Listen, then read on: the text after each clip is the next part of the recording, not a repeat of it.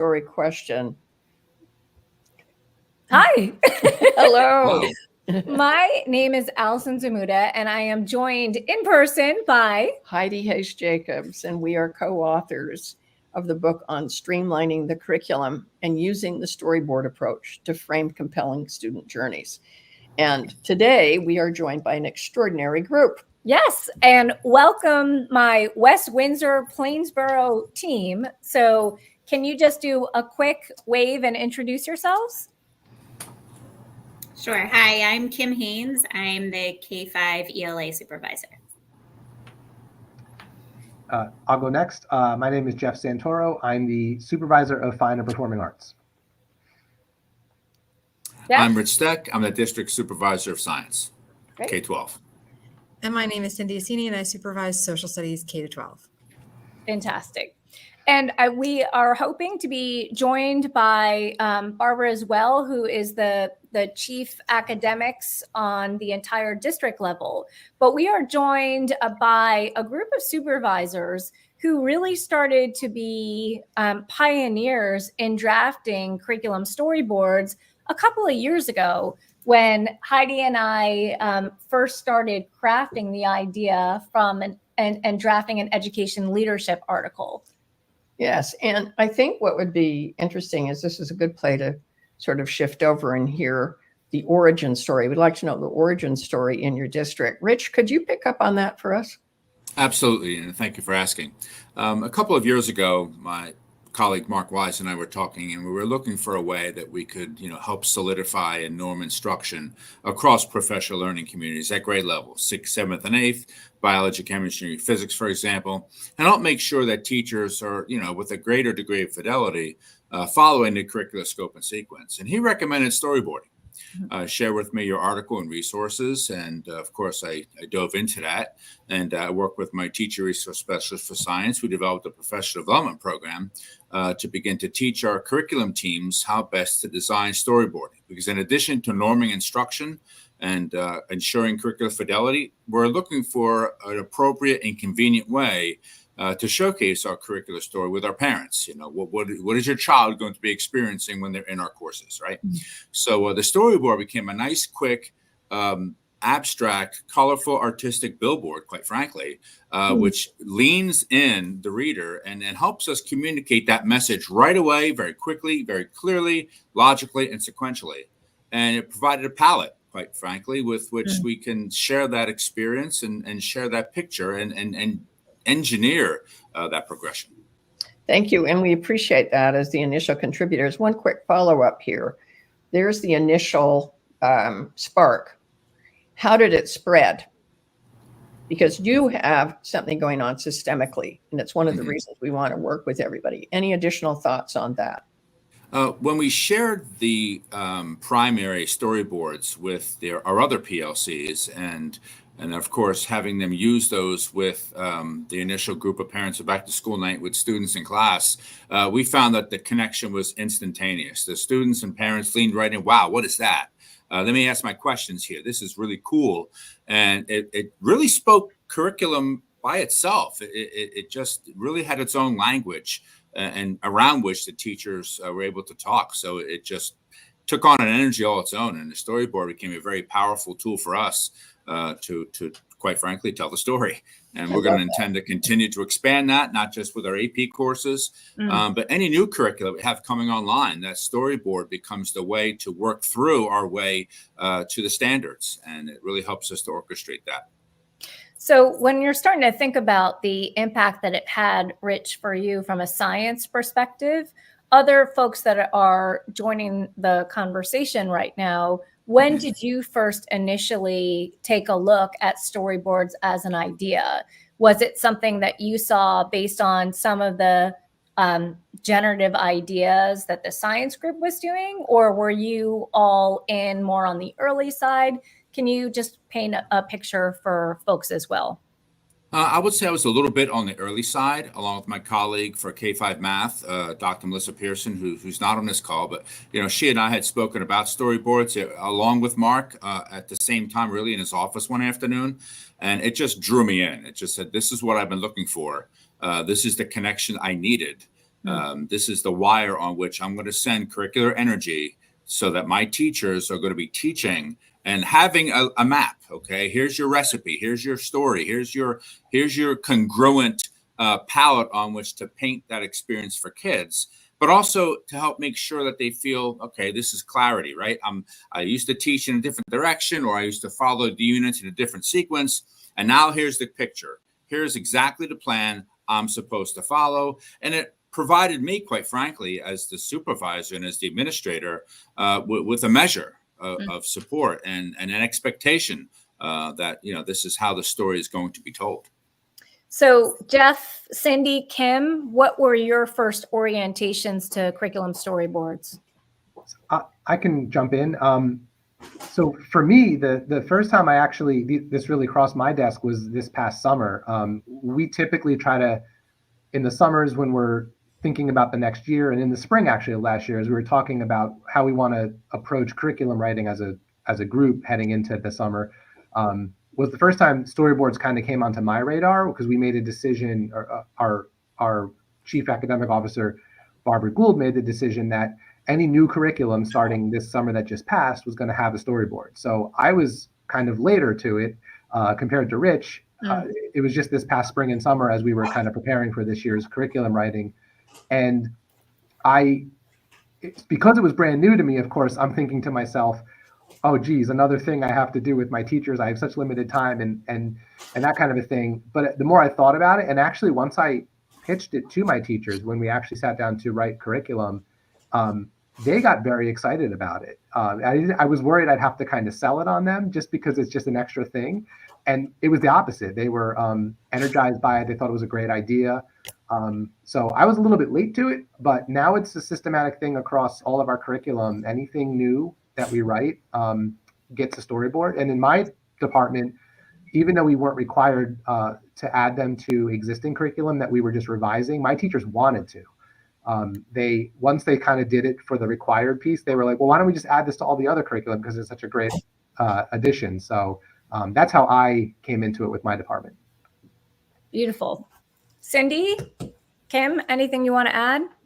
I can chime in for social studies. So I had read the article when Mark sent it out.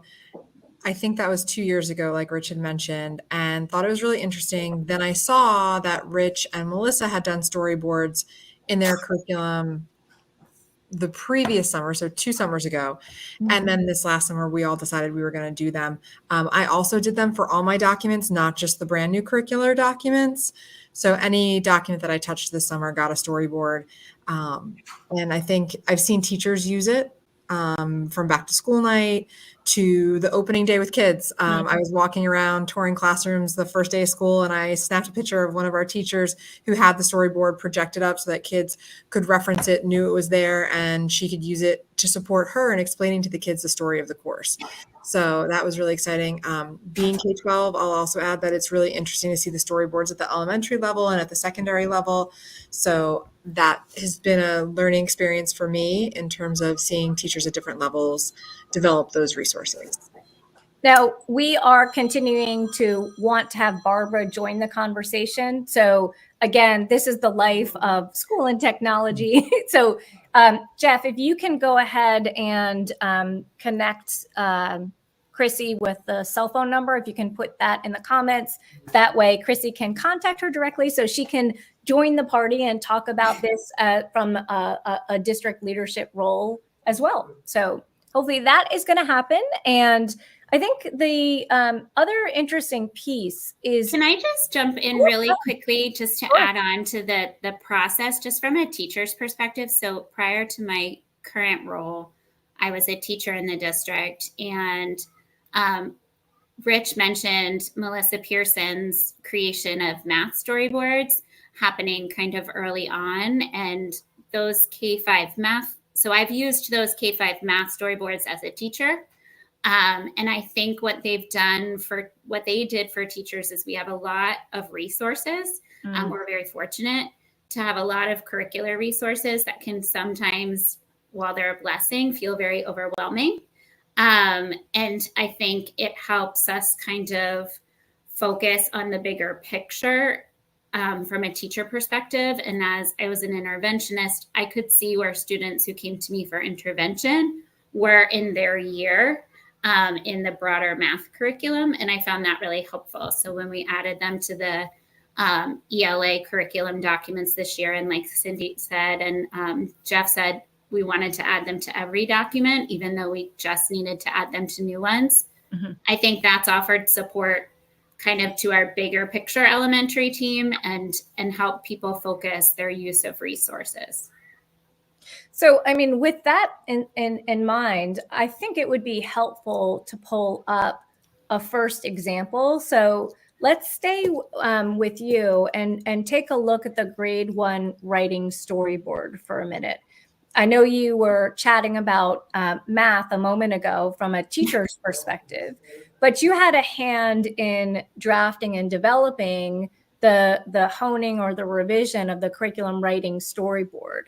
So can you talk a little bit about your process in terms of having an initial draft and then determining what you started paying attention to when you were continuing to craft this storyline? So I think when our curriculum team, which is made up of teachers and interventionists and teacher resource specialists, initially drafted it, they used in our curriculum documents kind of the summary and rationale portion to base some of that story of the unit on. And then kind of zeroed in on the big learning targets for the unit itself. They're reflective. And then when I went back in, one of the things that I worked on doing in terms of the revision, my colleagues have all talked about having them be a communication tool for parents. Mm-hmm. I wanted to make sure that the language in both the story of the unit and the learning targets was understandable for parents. It wasn't in teacher speak. Yeah. So ensuring that those goals of the unit were really clear, whether you're a teacher or not, whether you've been in an education setting or not, that was really my focus within the revision process. Yeah. And also that I could see if I was looking at it from a parent perspective, that I could see the growth across the year, that things weren't remaining the same from unit to unit, that there was an expansion of skills or ideas. For writing in particular, I think what's helpful to have a storyboard and have the year kind of laid out in front of you is to see where different types of writing or different genres fall and if they're balanced or not. So it's also served as a bit of a reflection tool for me. Yeah. About where we touch on different types of writing over the course of the year, or when I was doing the reading ones, different types of reading, to see that there's a balance across the year. I think I am fortunate in that at the K-5 level, our primary curricular resources have images that teachers recognize and kids recognize as going with particular units. Right. So the images come directly from our curricular resources in our primary, the primary stuff that we use, which is the units of study. So teachers automatically recognize those images. They're on like sticky notes or anchor charts. And kids recognize them as well. So that's why we chose to use those particular images, because they're recognizable to the people that are interacting with it on a day-to-day basis. So one of the reasons when we were taking a look at this as an illustrative example that we wanted to share it with the community is the opportunity to sort of echo what you just started to beautifully describe. It's written in accessible language. It's family friendly. So while it is a helpful guide or roadmap, as Rich was describing earlier in our conversation for classroom teachers, it also is communicating to families on the kinds of learning experiences and giving families a preview of the kinds of opportunities that their students will be engaged in. So we appreciate not just the language, but we also really leaned into the idea of the narrative from one unit to another. So there's a real connection to unit 1 to unit 2 in that opening statement of that second unit, that first sentence. So that to me continues to sort of highlight the clarity and the through line or the narrative that is deliberately threaded. The other interesting piece on this particular one is the familiarity with the images. Mm-hmm. So I think as we can continue to make sure that when teachers see this, it's also a nod to them and what actual resource or module that this is deliberately connected to, so that it does create that level of instructional planning and resource. I have a question. When I read through what I notice, and echoing the points Allison made, because it's very easy to do unit silos, if you know what I mean, all of you, that you can write a good unit, but it does not necessarily deliberately connect to the next. I think you've really nailed that. But what I want to just follow up on, when I read this one, I thought it was really well written for parents, and that was the target audience. To be clear, this isn't the one you would use with students. Is that correct? Because the way I'm reading it, and the thing I want to get at is you can have versions, right? You're going to have a version for parents, and you could have a version for your first graders too. Am I correct in what I'm saying? So we don't currently use them for students at the K-5 level. I don't know if upper elementary teachers have made these visible to kids or not. Likely not. We do have 2 versions of the K-5 math storyboards, but one is for teachers and one is for parents. So the one for teachers actually has live links at the bottom. And actually the one for parents has a live link to the unit resource on the Bridges website. That's directly for parents. And then the teacher one is live linked to the teacher resources. But at the K-5 level, we've not yet used these with kids.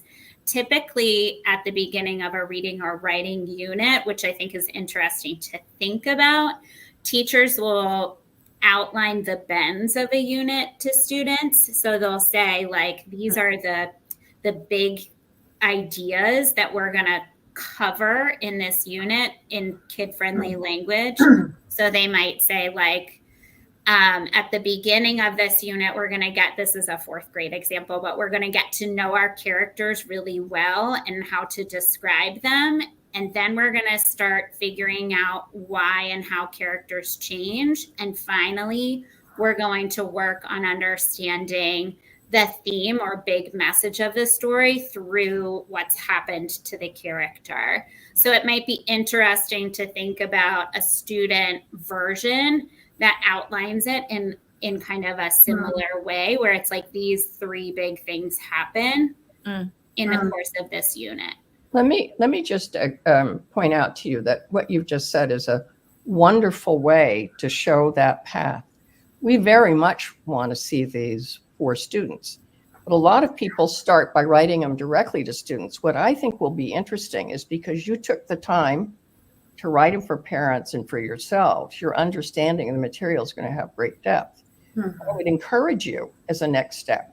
And there's a lot of examples of how this works. What I'll be curious about is how your work, which is so good and clear, probably will make it much easier than some of the schools that go directly to the student version. So I want to bring in Cindy, if you can talk a little bit about upper elementary. So if you can chat about that. I would love to. So when we wrote I only worked on one elementary curriculum this summer, and that was 4th grade.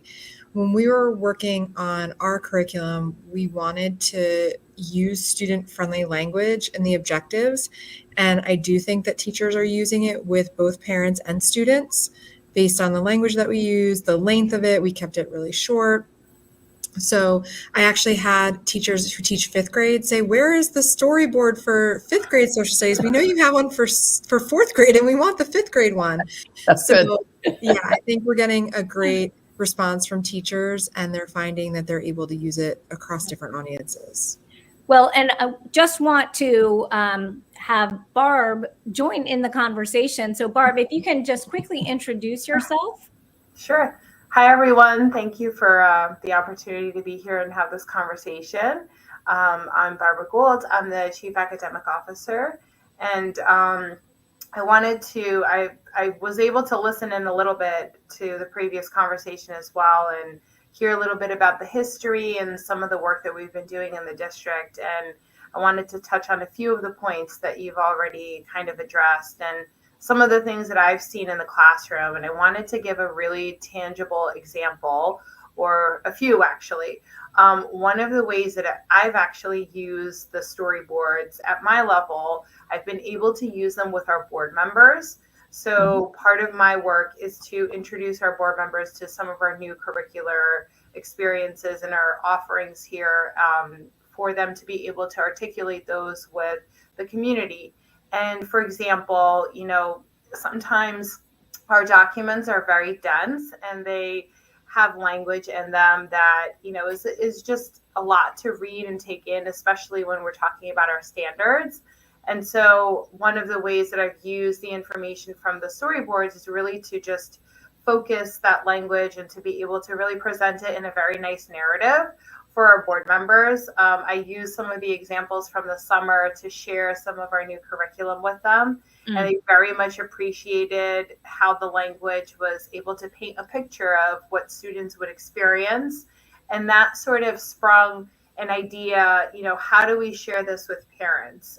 And then I had a conversation with several of the supervisors. I know Rich and I talked very deeply about this. How do we share this information with parents, and could we provide an opportunity to do that at every back to school night, right? We need to make sure that parents are aware that these exist, and how do we get teachers to, put this in their hands and really have an experience around that. And I know that many of the supervisors took that to heart. And I know at the K-5 level, especially too. The other piece of information I heard from board members many of them have children in the district, was especially at the K-5 level, they don't always know what's going on because their children don't communicate what's happening in the classroom. And with many different content areas, it's hard to know what are the kids learning, right? And to have to go onto the website and try to figure out what's coming up and what are the different goals for the year in every single content area. The storyboards are such a nice way to be able to introduce a unit. Even if you don't send out the whole year, you can do it at the beginning of every unit. And some teachers have started to do that. So right at the beginning of a unit, they just share out the one part of the unit with parents, and it's a really great way to communicate, here are the goals for the unit, here are the priorities, and this is what you have to look forward to. The other thing that was really, really amazing, last week we had a group of visitors from Beijing visiting us. We had principals here from Beijing visiting, and we went into one of the AP art classes at High School South, and the teacher actually brought out the storyboard as a way to introduce the class and to share with the visitors what the curriculum was like. And it was another visual representation. And we had a student in the class that was able to translate the goals of the class very easily because the learning targets are written in language that she was able to utilize and translate for our visitors. So it was, and also then there were visuals to accompany where they were starting with their projects and all the skills that they were learning and what they were building to. And so those are just a couple of examples already of how we've been able to use our storyboards really to enhance our curriculum and to, put that communication out not only to teachers, but also to students and to families and to visitors in the community. And Barb, can you just paint a quick picture of the demographics? So we described that you're from West Windsor, Plainsboro, your team, but that's in New Jersey. Can you just do a quick explanation as to your size, that kind of thing? So we have about around 9,300 students right now. We have a very diverse community. When I say we have students from every part of the world, I mean every part of the world. We are predominantly, our students are from probably Asia, but South Asia specifically. About 70% of our students are from South Asia. But honestly, we have students from everywhere in the world. And so it is really important for us to think about different ways to communicate information with our families, and to think, how do we share information in a variety of different ways. Yeah. So one of the interesting things, Barb, and again, we're going to pull up another curriculum storyboard. So let's pull up, we're going to pull up music in a moment, but let's shift to biology for a second. Let's put biology up. Before we chat about the design of the biology storyboard, Barb, can you speak a little bit to the dilemma of writing storyboards on behalf, not just of families to help paint a picture for them, or students to help clarify for them, but you're also doing this across a range of teachers. So if you could start the conversation, and then we're going to shift to Rich to talk about the biology example. Sure. I think the other piece about storyboards that has been really helpful is the idea of being able to really think about prioritizing. How do we prioritize, what are the bigger skills? What are our essential questions?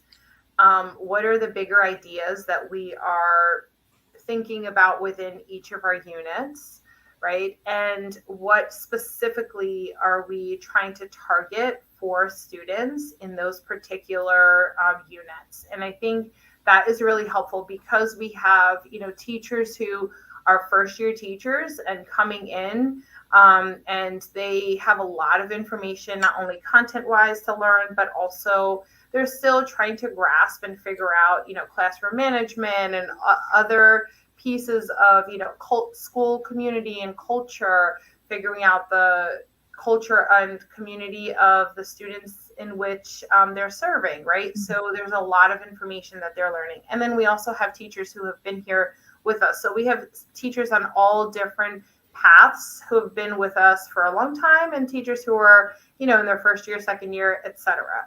And so I think that, the storyboard really helps us to be able to prioritize. It grounds us in common language. It helps us to think about, really that bigger piece, the essential questions, like what are the big questions we're trying to answer from that UBD perspective, right? That universal by design perspective of working backwards. Like if we're trying to answer these questions, okay, what's the story behind these questions? And then what are the targets or their objective? What should students be able to do at the end of these particular units?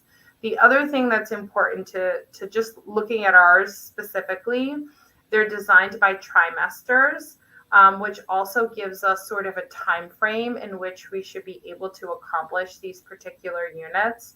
That's also very important in terms of, the accountability piece to one another as colleagues, like staying on par with our curriculum and making sure that we have common assessments and we have other things in place, so that teachers are making sure that they are reaching all of the goals within a curriculum, right? So that we don't stay in unit 1 for the entire half of the year because that's a unit we really prefer.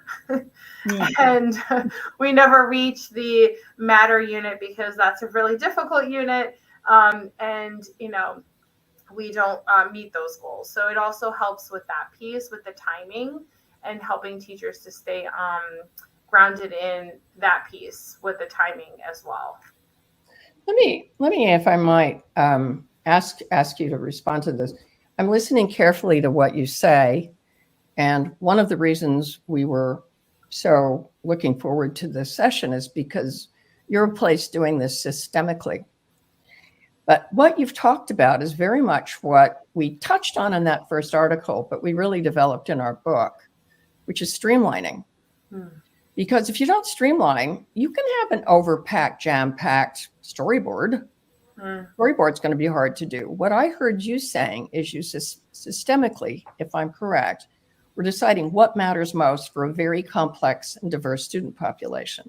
Yes. Things like UDL are very much about inclusivity, but you can't keep adding. You are making choices, what's in the foreground, what's in the background, but you did it in concert, and putting it into the story almost makes it simpler because you're going, if it isn't part of the story, we probably shouldn't be emphasizing it. Yes. But I heard it through that lens. Is that fairly accurate? Yes, and I think that's exactly right. I think it gives people the permission also to go back and say, okay, if it's not prioritized as one of our essential goals, then we shouldn't be spending 5 weeks on it, right? That's right. We need to go back to, these were the things that we agreed to as teachers and educators that were priorities. They're grounded in our standards. It's grounded in the essential questions that we're exploring, right? And it's grounded in the learning targets, and it all goes back to that. And so, it paints a picture of what's prioritized and important for the year. And it's based on decisions that teachers made together as a team. And then there's an accountability to one another as well. Yeah. And what's best for our students. So yes, we've made decisions about what is important for our learners. So Rich, whether you want to talk about the biology or the grade 3 example, we're going to put one on the screen. What do you prefer? Let's talk about the biology storyboard, since that's one you had already introduced. And the roots of that storyboard, quite frankly, are grounded in our multi-level curriculum, in which we have biology students at the college prep level and at the honors level. But how most important do you experience biology as a science, and how do we then unpack those standards over the course of the story? And the storyboard for this course in particular really serves as a curricular itinerary. So the analogy in my mind is that we're going to visit a country, and that country is called biology.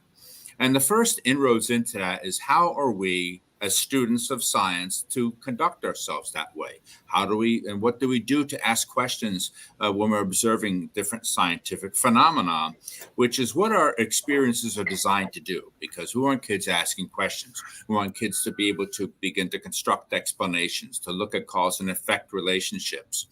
But then also we wanted to tell a story of what it's like to learn biology from the micro scale to the macro scale, and how evolution and adaptation is replete throughout. And as the story grows, we look at biology and a diversity of life as an example of how we began to evolve the science over the course of the millennia and the generations of organisms that have lived on our planet, but also, most importantly, what are the building blocks of life? What questions can we ask? What adaptations have evolved? Where are they anchored in the DNA of the cell? And then we begin to get larger from then on, looking at cross-cutting concepts in the next generation science standard story that just really anchors the kids in terms of cause and effect relationships, scale, proportion, and quantity, and what characteristics that are inherited that the best support life. And then finally, moving into the systemic approach of this. Trimester 3 is really about systems thinking in depth in terms of interdependent relationships. And of course, matter and energy. How do we get the energy to support life? And how does life continue to evolve? How does it continue to, punch through ceilings and begin to, inhabit and stretch across the earth in a systemic way? And so that's how the story really is designed to evolve. We use the storyboard to get our team all on the same page, but I coach the teachers through this process because we have to answer the fundamental question of why students are studying biology.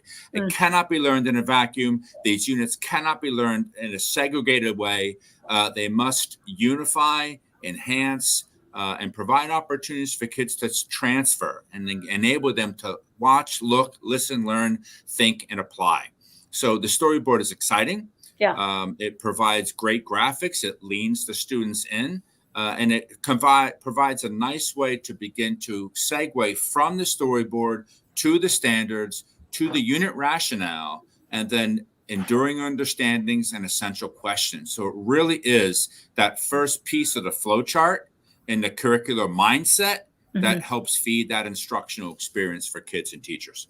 So what's so fascinating, what Rich just started to give us a real-time model of, is starting to just walk through the curriculum storyboard. So the curriculum storyboard as a visual doesn't teach itself. So the idea of the visual with that beautiful narration that Rich just did, I could see that as powerful for an open house for families as it could be for the beginning of the first day when the curriculum storyboard for biology is introduced to students, but also starting to think about as we're moving into trimester 2, when we're starting with the third unit on inheritance and variation of traits, starting to continue to pull that thread from trimester 1 to trimester 2 in the way that Rich just so beautifully modeled for us. So I actually want to ask one quick question, and then we're going to move to Jeff, where we're going to talk about the K-5 visual arts. I know, Rich, you did this on behalf of how many teachers who teach biology? If you want to, we have, including our special ed friends, we have 11 biology teachers working on this project together. So I think that's another interesting question that Heidi and I are really helpful that you can provide some insight on. So as an example, so in what ways, how did people receive the biology storyboard, and in what ways are they actually making it their own, whether it's at the storyboard level or down at the instructional level? That's a great question. And we first convened the entire team together, and we spent a professional development day just jotting down ideas. You know, what can we do after we had studied what storyboarding is, but also the teachers precipitated something they wanted to have happen. They all wanted to be on the same page together. They really realized how important that is. To be working as when we have 11 brains on an idea are much more powerful than one or two. So we use that as an opportunity to get everybody on board this ship, but also to construct the story themselves. We spent a lot of time brainstorming, lots of chart paper, lots of markers, coming up with ideas and how we can use the 3 strands of NGSS to streamline a story, to make it a little more student and parent and teacher friendly, and then provide us with a nice abstract experience. And that became a unifying factor. So the storyboard did just that. It became a billboard that we all kind of looked at as soon as we drove through it. And it became a really powerful tool for us. Beautiful. And this is a nice transition. Jeff, same kind of question, like starting to think about how did you get folks energized about the idea, and talk a little bit about this particular example. Instead of it being on a course level, we saw grade 1 writing. We just started to look at biology. This is a different kettle of fish. So can you talk us through this? Sure. I guess quickly, I'll just mention one of the benefits I have anytime we write curriculum is I typically am able to write it with all of the teachers who teach the class, maybe 1 or 2, but usually everybody, usually 1 or 2 might not be there, but usually it's everybody. So getting the buy-in and the explaining is kind of easy because they're all there during the process. Yeah, it's funny. We have a K-5 visual art example here, and I know we may get a chance to talk later about a high school music one, and they were very different in how we approached them because, the way that we sort of developed the curriculum is different by the grade levels, but also we wanted to tailor them to the intended audience. We talked about that earlier. Who were these written for? We were thinking of them through the lens of parents and community first, but still keeping the language very accessible. Because one of the things that I've noticed in this role, and I've noticed even as a parent, as my kids have grown up and I've got to talk to other parents in the town I live in, the level of understanding of what we do in the fine and performing arts to the greater community is a lot lower than I think we think it is. What I mean by that is I think generally most communities think art is for making art projects that go in the art show, and music is for putting on a concert, and dance is for the dance recital, and theater is for the musical or the play. And everyone on this call, and hopefully a lot of the people watching us do this, know that there's much more to it than that. So we view this as an opportunity to educate the community and parents and the board, as Barb was saying earlier, on what we do. So this one is structured around units that are based in a product, right? So we have a unit about abstract art that's going to result in a project about abstract art. We have a unit about self-portrait that's going to result in a project that's a self-portrait. But if you read the words below, we talk a lot about why we teach those four things, right? How do you express yourself through art? How do you make connections between your lived experiences and the art you're creating? How do you connect the art you're creating with the other content areas or the world at large? So we really wanted this to be a way to kind of invite the community into our classrooms to understand that what we do is more than just the art show. One of the things that one of my high school art teachers said, they were the first group to do this with me over the summer. And I was explaining what we were going to do and the reason we were going to do it. And she said, it sounds like we're making a summer camp flyer for a summer course we want kids to sign up for. And I really like that way of thinking of it, sort of making it like a hook, catchy, so that when people read it, whether it's community members or even the kids, they're excited about the class. So if you look through all of ours, there's a little bit of an element of, let's bait the hook and try to get people excited about the course that is also going along with it. I like that way of thinking about it. But really, it was about inviting the community in to see that there's more that we do in these classes that are important for the kids than maybe what they might think at first glance. Let me respond to one thing you just said. I love the example you gave, the reference to the summer camp. When we wrote our book, when we really consolidated these ideas, we were very concerned about the fact the curriculum was rarely ever student facing, and it's really for them. Mm-hmm. Yep. And if you don't know what you're doing in a class and you show up every day and you just do what you're told, even if they're interesting lessons, you don't see the big picture. You don't see the thread through the year. Right. Yeah. That was our intention out of the gate. And it was certainly to hook their attention, but was allow them to be walking on the journey with you. Mm-hmm. The thing this conversation is making me think a lot about is we need to write more about this notion of versions and Yes. purposes. I've heard a lot of different things here that I think are very informative. One question I have for you, also possibly Rich or Barb for that matter, is one thing people are going to ask is this typical for your district to be able to have an initiative like this? Where did people find time? How did you bring this about? It sounds like some of it was PLC. Some of it sounds like you have a very close-knit department, Jeff, for example. Was it already baked into the system? Do you see what I mean? How did they do this, or how are you doing it? Could you respond to that for a moment? Sure. I think it started, Jeff alluded to this when we talked about it as a supervisor team first. So we did an exercise that we talked about when we were getting ready for a lot of our curriculum writing happens over the summer. And our teachers do receive compensation for curriculum writing, or they receive release time. So that's part of our just contractual, process. But we as a supervisor team did an exercise where we looked at a number of different curricular documents and then like supporting documents to consider, what we thought would be helpful tools in writing curriculum. And storyboards were one of the tools that we took a look at.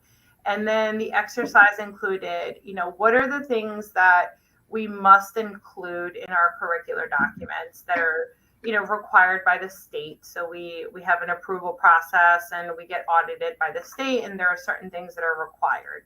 And then what are some things that we aspire to, because we believe it's good practice and we think that it raises the level of our curriculum and it makes it more accessible, whether it be to, our students or whether it be to our parents. And so we talked about that. And there were two initiatives or two things that we decided as a supervisor team, and we agreed to, and it really was a decision that we made as a team. We agreed to curricular storyboards as one item that we would include, and we would aspire to. Any new documents or any revised documents would include curricular storyboards because we felt that they were valuable enough as an initiative to take on as a team. So that was one. And the second being that we would include an equity statement, that we would really think about how do we make our particular curriculum accessible to every one of our students, whether it be art, whether it be, financial literacy, that we really were mindful and thoughtful about that as well. So those were the two sort of initiatives that we took on this year as a curriculum team and a supervisor team. That's sort of how it started, that we were really just doing an inquiry-based activity. And we thought about what are the things we have to have in our curricular documents, and then what are the things that we aspire to. Yeah. Can I add on to that too? Absolutely. So from the fine and performing arts perspective, one of the things that I struggled with as I was thinking about how to present this to my team was, is this a starting place, or is this something we do at some other point in the curricular writing process? And as I thought more about it, and this may be specific to my content area, we have a very good set of state and national standards that are almost already based in a story. I'm not going to get into our whole standards, but basically there's 11 anchor standards that go across all the fine and performing arts, and they basically tell the story of what it means to create, perform, respond, and connect in the arts. So because we've had those standards for a long time, all the curriculum we wrote was either a second level to a class that already existed or was a revision. So we already had a very story-based curriculum. It was just dense, to use the way that Barb explained it earlier. So for us, it was kind of easy to do our normal revision process and then sort of as a capstone, come back and find a way to synthesize it into the storyboard. I have thought about if in the future, now that I've been through the process once, if I want to do that differently, but at least for this past summer, it worked really, really well.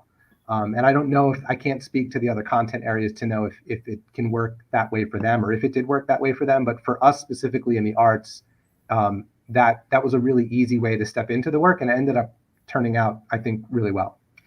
And if we can pull the music tech one back up again, Jeff, to actually sort any kind of clarification you wanted to make in relation to sort of the connection to the standards or the development of this particular storyline and how you process what it looked like from your teaching, your staff perspective.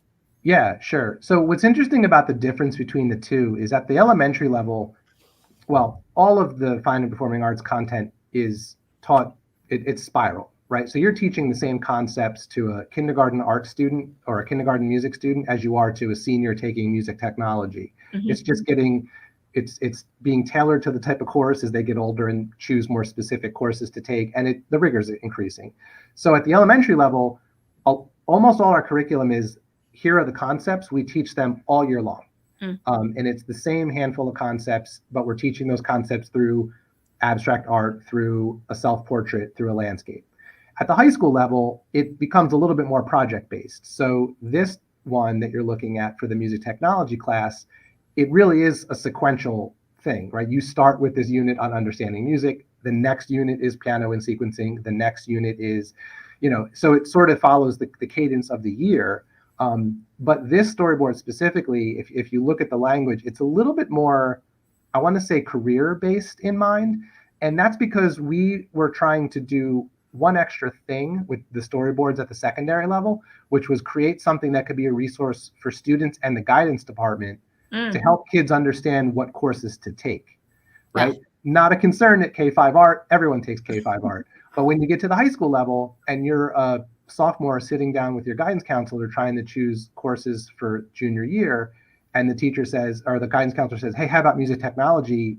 That may as well be in a different language if you don't understand what happens in music technology. So we were trying to accomplish one extra thing with, here's what is in music technology. And in that course specifically, we have a lot of kids who have chosen not to be in band or orchestra or choir.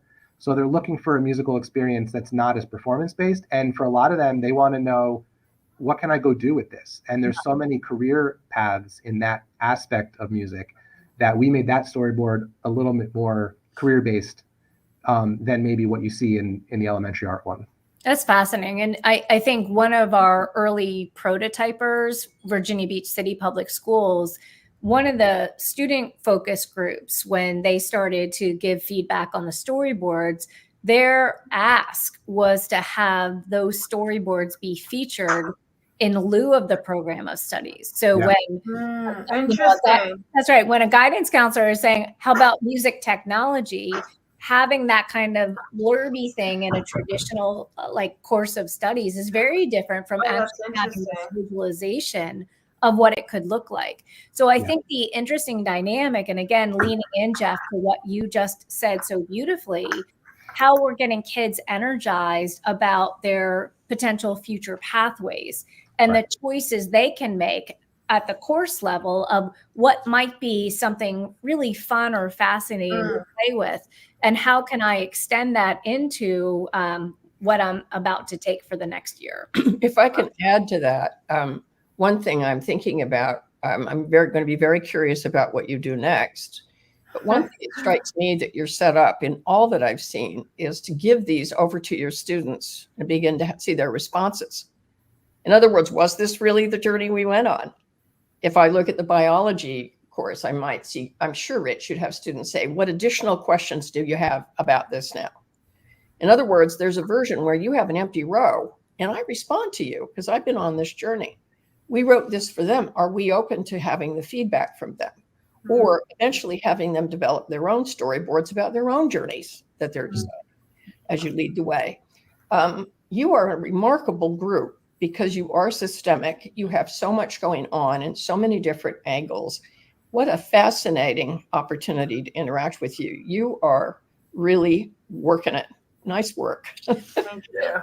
So, I mean, I think that's the interesting piece. And let's get Cindy taking the lead on this one. Based on the work that you've done so far with your colleagues, what might be some of the coaching tips that you've learned through this experience? So it's something that you can sort of suggest and underscore, or perhaps bring in new perspectives or ideas to the table.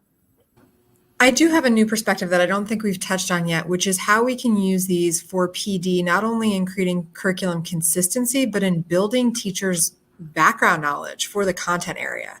So specifically with our fourth grade, we looked a lot at how we select pictures that show stories of agency and empowerment, especially in social studies, of people who have experienced oppression throughout U.S. history, in particular, historically marginalized groups. So we selected images that when I was presenting the storyboard to fourth grade teachers, we taught into. Who are these people that are these images, and what significance does that have to our curriculum? That's beautiful. Yeah, I think it's such an important moment, that building background knowledge, especially for teachers that are generalists. They may be specializing in a particular subject or course area, but when they don't have the background knowledge, oftentimes they shy away from a particular course or a particular unit because of their initial level of understanding of it. So I think that's a great point. Let me ask you a follow-up to that. I just want to make sure I'm clear about it. I certainly understand your point about embedding it. But are you also talking about something that we have seen a lot of schools starting to do, which is to actually have a storyboard of the professional development? You know, they lay that out, and so they work in hand. I'm just wondering if that might be a possibility, or you've already thought about that, or what do you think?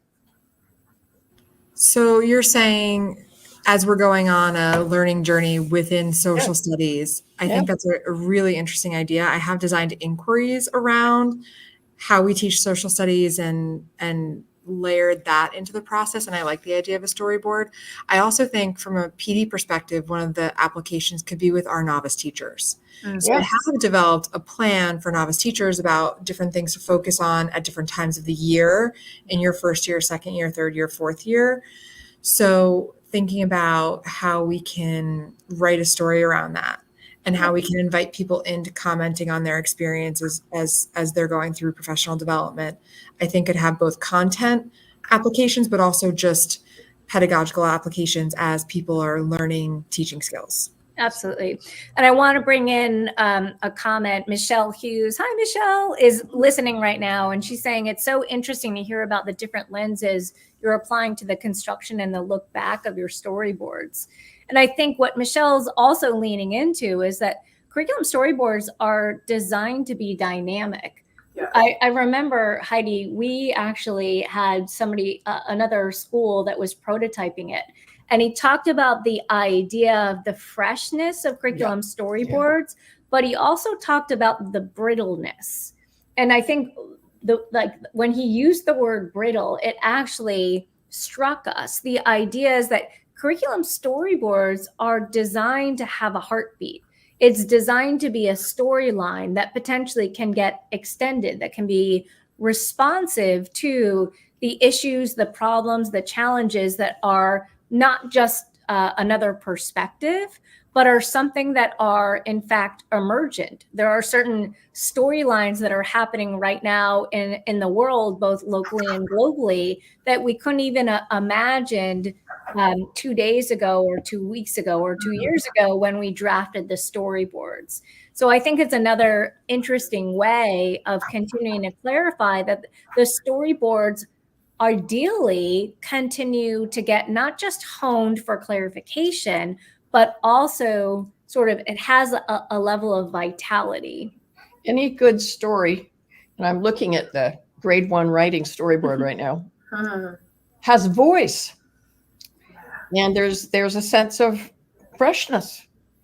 And what's fascinating is to look at 5 different storyboards on Algebra 1 and see how the different narrators, so to speak, are sharing it with their students. And they have different students. Sure. And so what I think happens, and what I'm hearing from you, is the vital sense, the living sense of the work is because people are connected and rediscover a curriculum. When you have to retell the story, you have to think about who you're telling it to. And I've heard, and I've already got a lot of notes from this conversation. But yeah. No, I mean, I think it's so energizing to see the wide range of subject areas that have started to lean in and design this work. But I was also really intrigued by something that Kim said early on in the conversation, like teachers are actually wanting a curriculum storyboard. Like, it's something that they see or find value in. And I think that's probably the last question for the call. We could have 3 more hours. Maybe we'll schedule a follow-up. But I mean, I think to me, if you could talk a little bit about the value add from a classroom teacher's perspective, what does it help them to see? Because oftentimes from a supervisor level, we know what we want them to see, but actually from a grassroots level, that level of like energy that they say, can we have this for a particular grade level? I think from the K-5 perspective, our K-5 teachers teach so much. And this really refocuses. I think sometimes, I know myself as a K-5 teacher, you get focused on the day-to-day execution and sometimes lose that big picture just because there are so many things from a day-to-day to worry about. So I think for them, it re-expanded kind of the bigger picture. But I also think it's really useful to them, and just to speak to that comment that was made, like the different lenses that we can look through them with. One of the things that I've found them useful for the K-5 teachers on a practical level is articulation across grades, because there's a lot to know just about 3rd grade.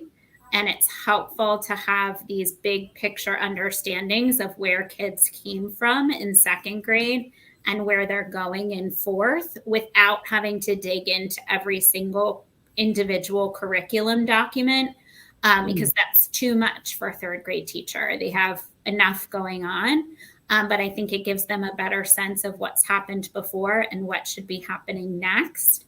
I also think from Barb's mentioned our equity statements. I think these are a powerful tool for that for teachers in terms of creating equitable experiences. Like, this is the experience that kids are expected to have across 30 first grade classrooms. From a big picture perspective, obviously, individual teachers will make it their own, but it gives us that level playing field of the expectations for an experience at a certain grade level. And I think adding on to the equitable piece, it also speaks to assessment, right? Prioritization of assessment. We know what the learning targets are, and that helps us with, especially for our students that are multilingual learners, for example. These are the things we really need to assess. For our students that maybe have different specialized needs, these are the targets that we're trying to assess. So although those daily things are also important and those daily lessons are important, like, our targets are very clearly stated. And so at the end of the day, we can let go of certain things if we can just focus on the big picture and the 3 to 4 to 5 learning targets and really focus our efforts there, especially for our students, such as our multilingual learners or students that might have another specialized need, whether it be reading or writing or math or whatever the need might be. It's a beautiful way to end. And I think both Heidi and I are just so overjoyed to have a collection of powerful leaders to engage in not just the impetus of the design process, but the way of the thoughtfulness and the innovative spirit that you engaged with. So this is just one part of our story so far. And again, we are just so thrilled to stay connected to you. And it's just been a privilege and a pleasure to spend some time. So thank you. Thank you so much for the opportunity. Thank you. Thank you. Thank you very much.